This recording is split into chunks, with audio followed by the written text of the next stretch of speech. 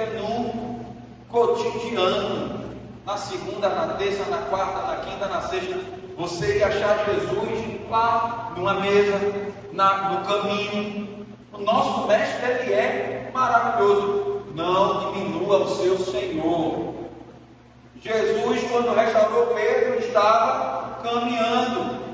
Aí você amanhã vai caminhar na Praça da Matriz, pode chamar um irmão, mas também para a igreja, eles vão caminhar. E no meio dessa caminhada você começar a conversar com ela, com ele. Essa semana eu passei por uma realidade em que não é a melhor maneira de perguntar, eu depois me corrigi no meu diálogo, no meu monólogo. Aquele velho livro que é um best-seller, foi vendido bastante, é Em Seus Passos, o que faria Jesus. Quer ter uma maneira para vencer muitas vezes as questões? Faça essa pergunta, Gerlando. Em meus passos, o que faria Jesus? Neste exato momento que eu estou vivendo, o que faria Jesus? Eu disse que a pergunta que eu corrigi a pergunta e eu disse o seguinte para mim mesmo: segundo Jesus já agiu, como eu devo fazer nesse momento? É uma diferença. O que faria Jesus nos passos? Se eu olhar para o que ele já fez e ver como eu devo fazer. E a partir disso eu vi que, olhando para o mestre, vi qual deveria ser a minha postura. Se olharmos para Jesus e ver que Jesus agia de maneira simples para fazer coisas profundas, nós teremos a tendência de trazer Jesus para o nosso cotidiano. Veja, Jesus tinha ressuscitado e já tinha passado cerca de 8 dias. Jesus deixou Tomé com aquela questão no seu coração. E a questão era: só hei de crer se eu ver, se eu tocar. Uma semana. E Jesus poderia ter resolvido no mesmo instante que ele falou. Porque, quando nós lemos o texto, depois de ter passado uma quantidade de dias, Jesus chegou e foi diretamente para Tomé e disse: ó, aqui, o que é que você queria? Queria ver as marcas, ó, aqui, ó. Deu para ele o que ele precisava. Porém, Jesus não autenticou esse tipo de pensamento e postura. Qual? Ver para crer. Se você está sendo como Tomé, repreenda isso. Você não precisa ver para crer. É porque você crê que você pode ver. Inverta. Se você inverter, um novo mundo se descortina diante de você. Se você acha que precisa ver para crer, você está escravo dos olhos e está beirando a ciência. Está beirando pessoas que passam a dizer, como disse alguém: penso, logo. Está fraco, tem gente que conhece. Penso, logo. Não, a existência está sendo veiculada pelo pensamento dele. Se ele consegue raciocinar, é uma evidência da vivência.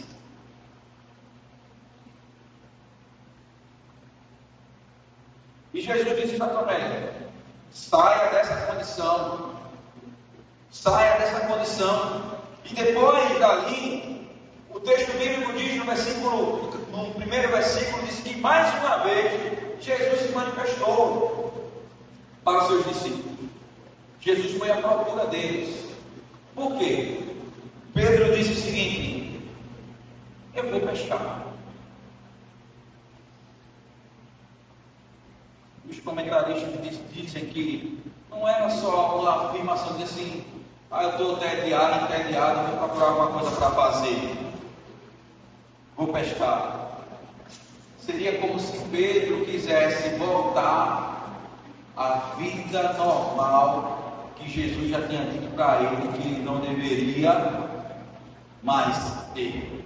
E veja a influência de Pedro. Pedro disse: vou pescar. Aí os outros disseram: eu vou também. E é muito interessante como que os discípulos, nessa pesca que eles fizeram, passaram a noite tentando pescar, lançando a rede, e nada conseguiram. Até que chegou alguém que eles não reconheceram quem era, que era o próprio Jesus. E naquela cena da pesca, e naquela cena em que João reconhece que era Jesus, e quando disse para Pedro: Pedro, é Jesus, Pedro se vestiu e foi imediatamente correndo, nadando, correndo, e foi até Jesus. Quando chega lá, tinha um peixe preparado. Jesus preparou porque queria ter uma refeição com seus discípulos. E é nesse exato momento em que Jesus, depois deles terem, versículo 15 diz: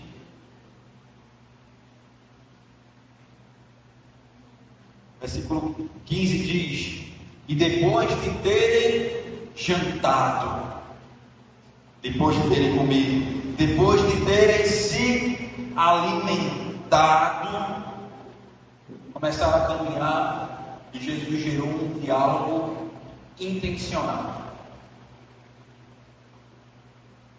Que Jesus sabia que Pedro precisava. Jesus, sempre quando Jesus fala, Jesus sabe a necessidade daquilo que nós precisamos ouvir.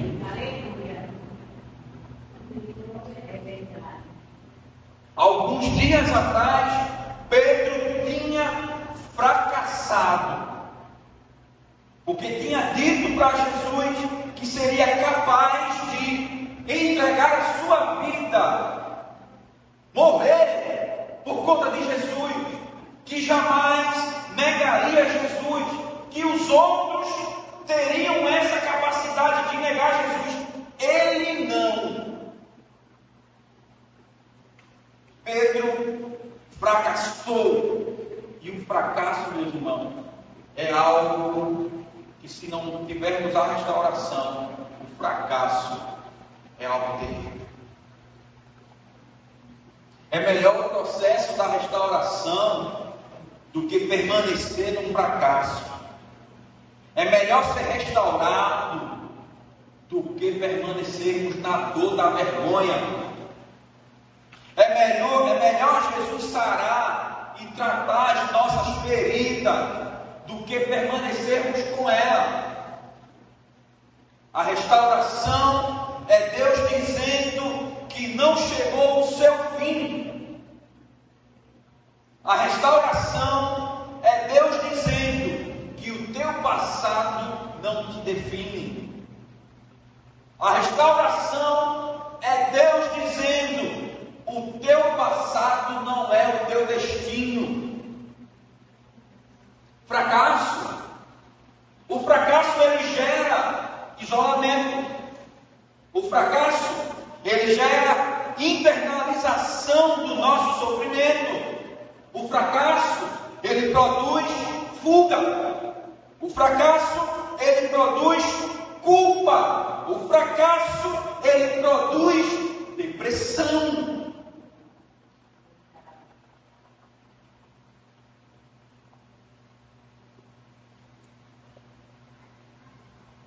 Deus mostra a melhor maneira de tratar aqueles que fracassaram. Deus mostra a melhor maneira de tratar os decepcionados. Deus mostra a melhor maneira de tratar os que foram feridos. Deus mostra a melhor maneira de lidar com aqueles que foram alvo da maldade. Deus mostra resposta, a melhor maneira de tratar aqueles que um dia tropeçaram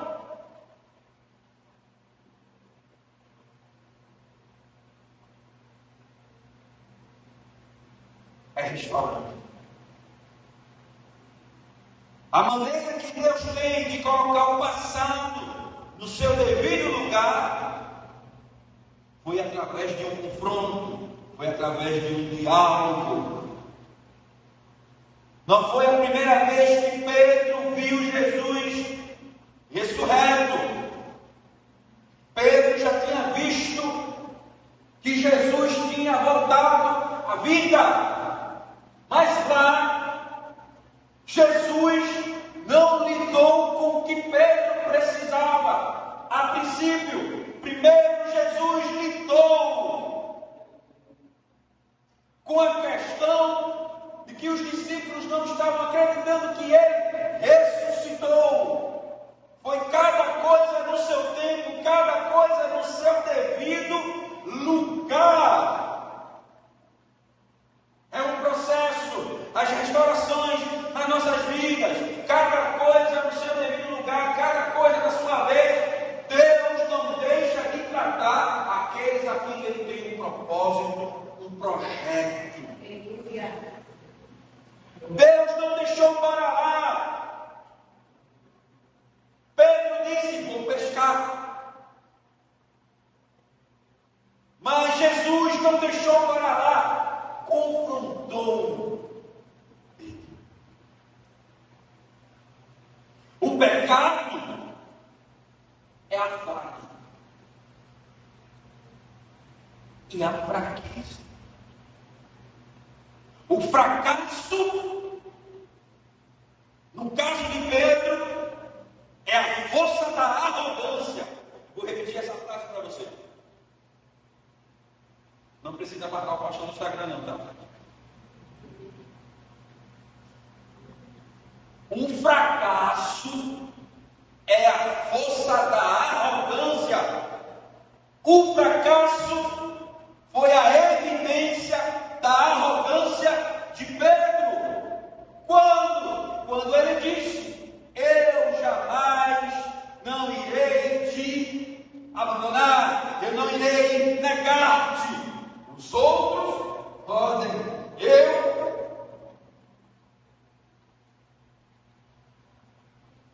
A restauração é sobre força, é sobre sabedoria.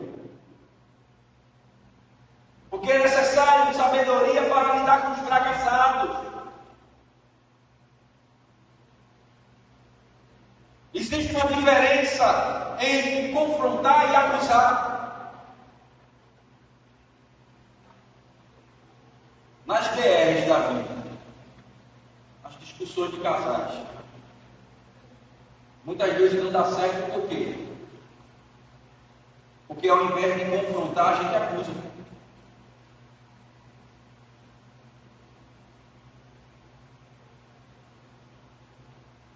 E a gente precisa perceber que nós não precisamos acusar, nós precisamos confrontar. E nós sabemos que muitas vezes nós também não gostamos de ser confrontados. Mas o confronto é o necessário para cairmos em si de questões que o Senhor precisa. A restauração é sobre a força de Deus e a sabedoria. O fracasso vem por não aceitar que podemos falhar. A restauração é possível porque é a vontade de Deus. Nossa falha é algo terrível.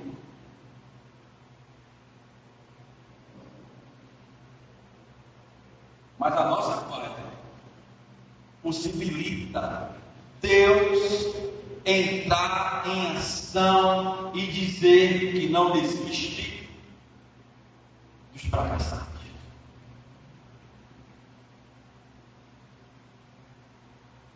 Meu amado irmão, muitas vezes nós estamos nos limitando a questões do passado. e nós não conseguimos seguir adiante. Muitas vezes,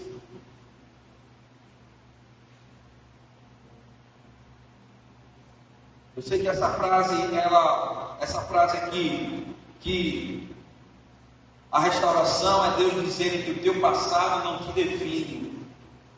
Na restauração, nós encontramos a ação de Deus, a fala de Deus dizendo que o nosso passado, aquilo que nos aconteceu, não nos define na restauração, mas às vezes nós estamos nos definindo no nosso passado.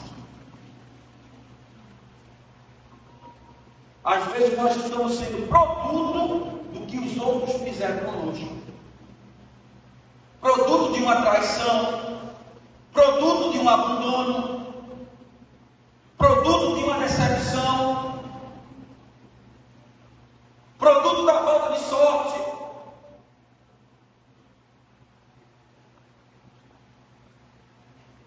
produto da falta de um abraço, produto da falta de oportunidade, produto da falta de ninguém nunca olhar para você e dizer assim: você é precioso, você vai ter oportunidade. Porque isso verbaliza-se, isso vai ficar evidente em nossas vidas a partir dos nossos relacionamentos.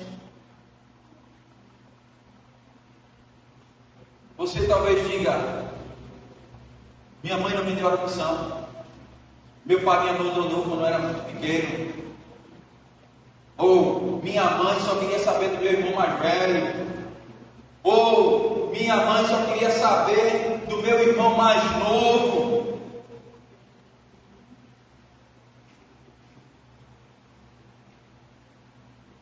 E nós vamos vivendo, e isso vai ficando evidente nos nossos relacionamentos. Aí o nosso passado está nos definindo.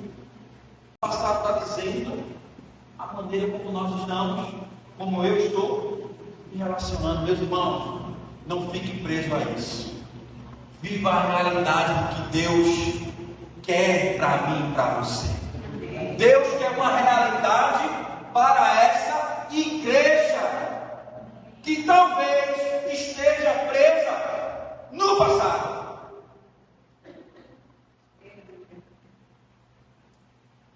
Se estivermos presos no passado, numa realidade que passou, e dizendo para nós hoje: isso não é possível por conta do passado, isso não é possível por conta do que já aconteceu, nós estamos dizendo para o Senhor: eu não quero prosseguir, não importa o que o Senhor quer, eu quero estar lá. Então eu estou brigando com quem? Com Deus.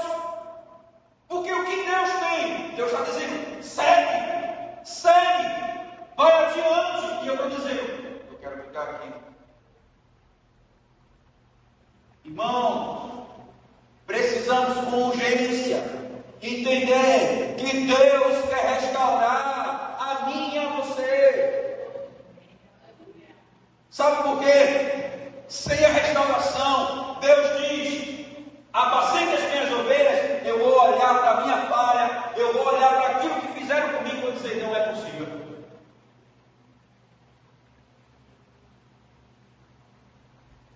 Se não houver restauração, quando alguém falar qualquer coisa que talvez faça reverência a mim, isso já vai bater na minha consciência e eu não vou aceitar.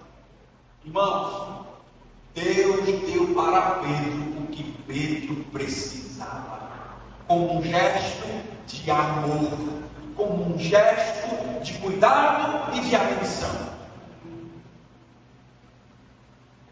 Eu não sei se você está precisando de restauração. Amém, aleluia. Se você estiver precisando, você está no lugar. Jesus separou essa palavra para você. Aleluia. Glória a Deus. Talvez você diga: eu não estou precisando hoje. Mas quando você precisar, você já tem a palavra de Deus no seu coração para dizer: eu vou prosseguir, porque o Senhor é aquele que levanta. Porque o justo pode cair muitas vezes, mas o Senhor levanta.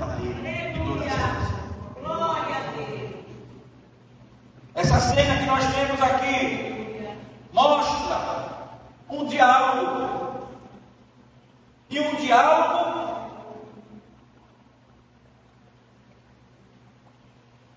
diálogo sobre amor.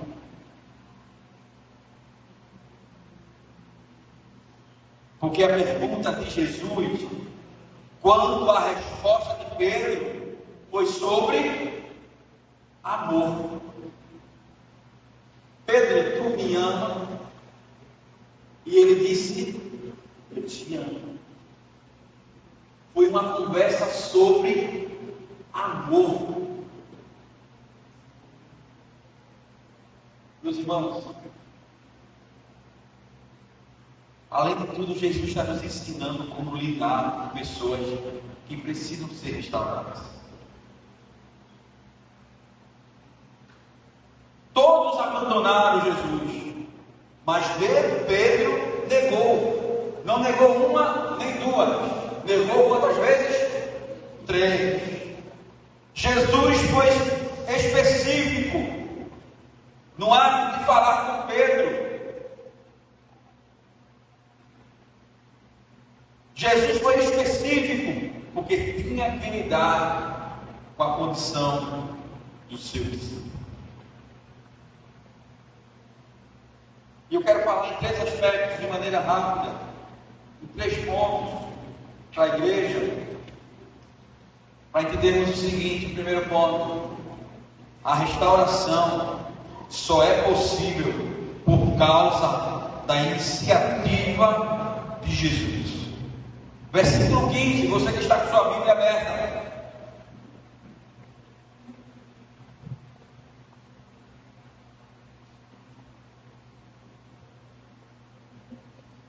Você achou?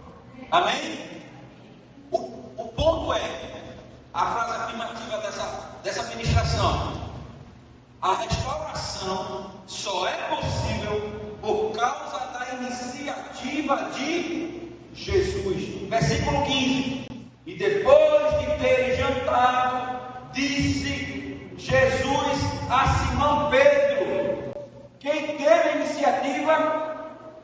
Jesus. Veja o nosso Deus como é maravilhoso. Graça é favor imerecido.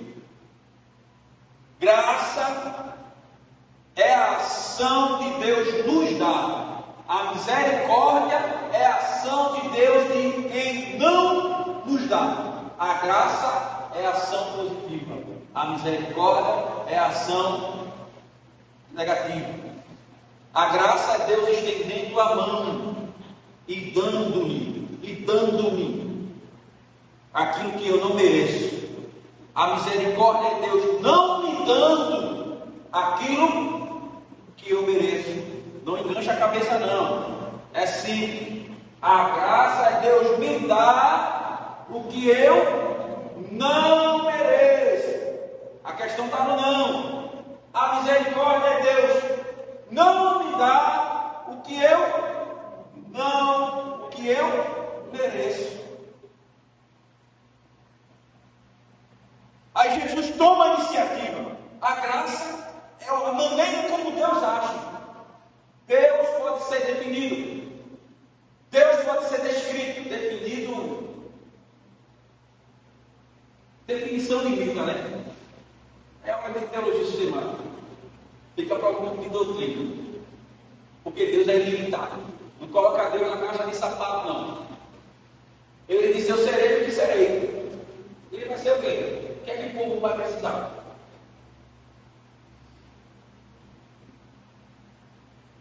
Mas a maneira como Deus, em seus atributos, o que é atributo? Atributos são qualidades. Deus tem atributos comunicáveis e incomunicáveis. Deus tem qualidades que pertencem só a Ele e tem qualidades que Ele deu para o homem. Qualidades que pertencem só a Deus. Ele é onisciente. Deus sabe de tudo. Segunda coisa, Isaac. Onipotente, onipresente, é isso aí, significa o quê? Ele está em todos os lugares. E a terceira? Onipotente, onisciente e onipresente. Só isso. Tem mais coisas. Mas isso é coisas que pertencem só a Deus. São atributos que fazem dele Deus. Mas, pastor, e o Espírito Santo de Jesus também tem? Sim, mas aí é a Trindade. A Trindade, eles têm o mesmo atributo, os três. Não confunda o Pai com o Filho, nem o Pai com o Espírito Santo. Eles são distintos, porém cada um é capaz de revelar o outro. Foi o próprio Jesus que disse: quem vê a mim, vê o Pai. Deus é uma comunidade. Qual comunidade? Pai, Filho e... Senão Deus teria que ter criado o homem por necessidade. Ia viver no eterno isolamento. Como ele é trino eternamente, Pai, Filho e Espírito Santo, Deus não sentia falta de nada, porque ele tinha com quem conversar. Conversava com o Filho, conversava com o Espírito Santo. E os anjos? Irmão, anjo é criatura de Deus também, por mais que seja um ser espiritual, mas veio a existir. Deus viveu eternamente como Pai, Filho e Espírito Santo. Nem existia anjo, mas chegou um determinado momento que ele disse: vou criar vocês aqui. Aí criou Miguel, criou aquele ser de luz, a palavra é essa, Lúcifer. O diabo é uma história.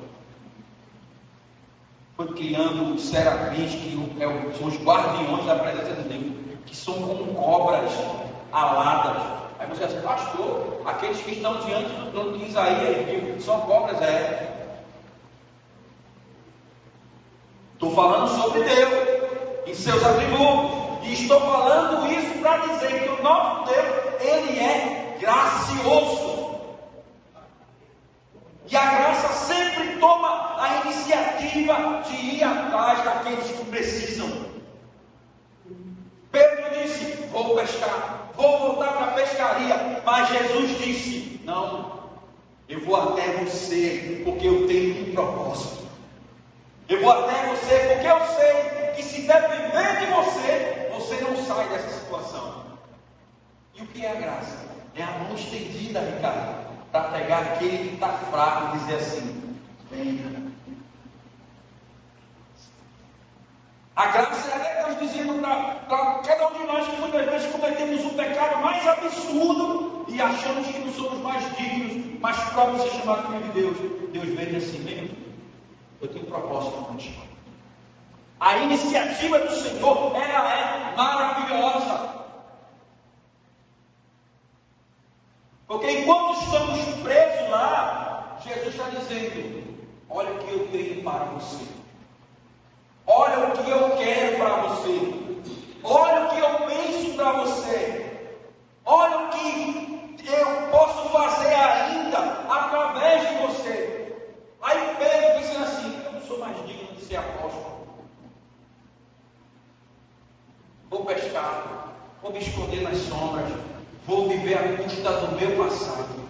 Aí Jesus chegou e disse: Pedro, preciso conversar contigo. Tu me amas? Irmão, Jesus sabe lidar com cada um de nós. Eu sei que cada um que está aqui tem a sua história, tem o seu contexto de vida. Cada um que está aqui está vivendo uma realidade, e Deus sabe como vai tratar você. A pergunta é: você vai resistir? Você vai largar a restauração do que Jesus quer fazer em você? Ele está me chamando, não vou não. Porque quando ele me chama na grande, ele é específico. Ele vem para tratar a ferida. E eu não quero, eu quero permanecer nessa vida. Eu quero ficar assim. Quer que não?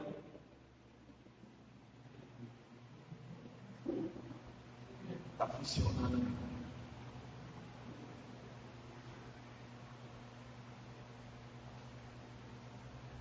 Sem a iniciativa da graça, estamos perdidos. E Deus está querendo um diálogo comigo e você. Que é o que a gente chama de primeira parte do culto. Eu acho muito interessante. O culto é completo, vai.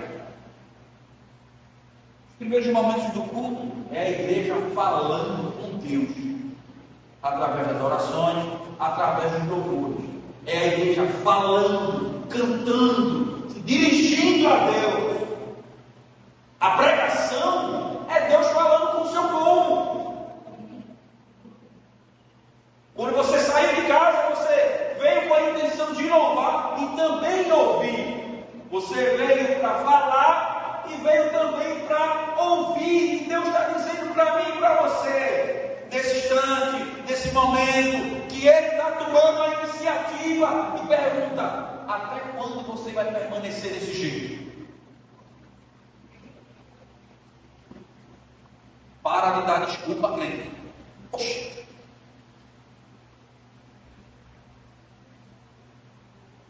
Por que está dando desculpa se Deus está te dando a oportunidade? Se Deus colocou diante de mim você uma porta aberta, por que nós vamos fechar? Se quisermos, como igreja, vivermos dias maravilhosos, precisamos nos atentar para a realidade da ação graciosa de Deus, de vir ao nosso encontro e tratar as nossas feridas. Porque no fundo não é sobre o passado, é sobre o meu e o teu coração. Aleluia. Como está o seu coração? Dando desculpa, pecando, olhando o pecado do outro e justificando a sua ausência. Para disso, crente. Olha o teu pecado, eu vou olhar o meu pecado e vou pedir perdão. A igreja precisa seguir. E enquanto estivermos assim, achando que é simplesmente pela realidade do outro, e não assumindo a responsabilidade, ficamos perdidos.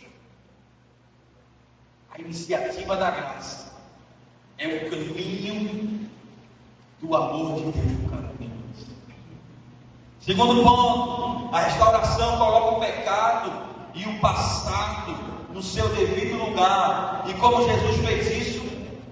Dialogando, conversando.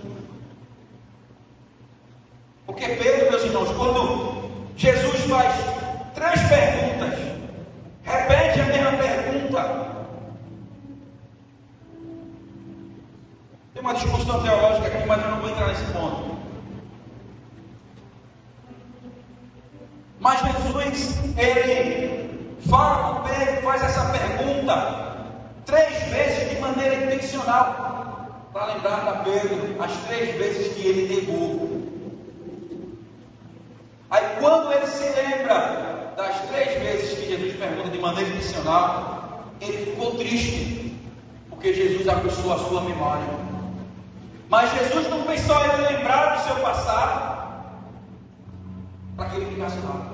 Jesus lembrou ele do passado, mas para dizer para ele: eu estou te dando uma nova oportunidade. Irmãos, vou falar assim: a palavra de tudo é passado. Deixa o passado para lá. Quem vive de passado eu sei que cada um de nós temos a nossa história. Eu tenho uma história. E a minha história seria como se tivesse sido moldada pelo tapeceiro.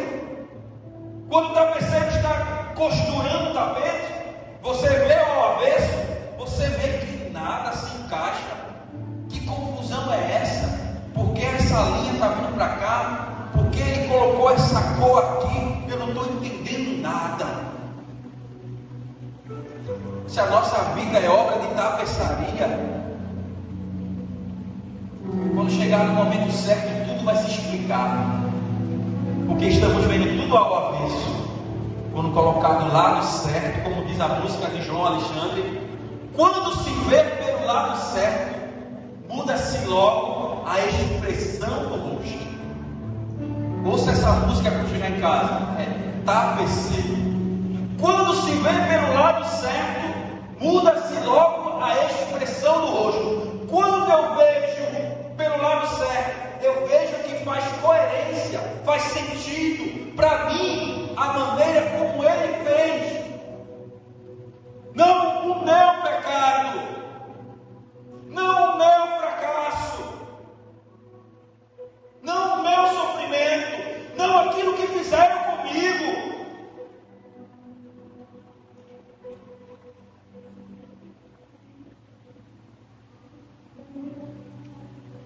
Porque se você perguntar para Deus, Deus não queria isso para mim, Deus não queria. Mas, meus irmãos, a vida é sofrida, a vida é dura, a vida é difícil.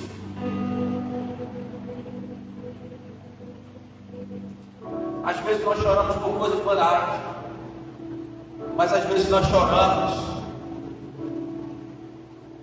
Arabaxu.